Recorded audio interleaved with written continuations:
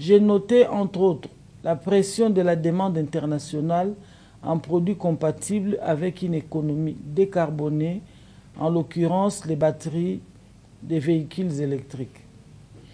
L'un des défis est l'exigence en amont de la chaîne d'un rythme de production soutenu et sans cesse croissant sur les 2 chaînes décennies, puisque d'ici 2040, la demande en minerais critiques, notamment le cobalt, dont la République démocratique du Congo est l'un des pays producteurs majeurs, aura quadruplé.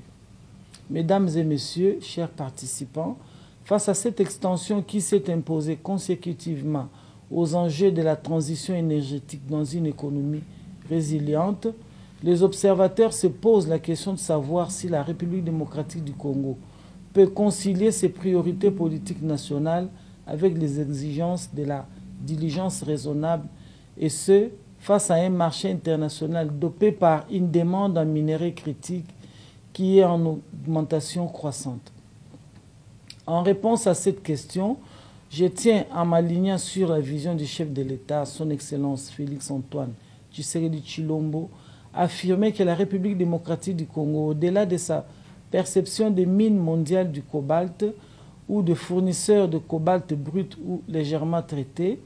entend s'affirmer comme un des acteurs incontournables au niveau global de l'approvisionnement responsable en cobalt raffiné.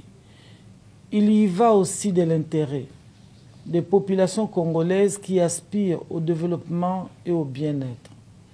Pour ce faire, mesdames et messieurs, le ministère des Mines de la RDC que je dirige retient les options suivantes. 1. S'investir avec les autres parties prenantes à dégager un consensus sur le seuil d'acceptabilité minimale du cobalt issu de l'exploitation artisanale, ce qui va conduire à la mise en place du cadre reconnu mondialement par l'ensemble de la chaîne d'approvisionnement, lequel cadre sera géré sur la base des critères d'amélioration progressifs et mesurables.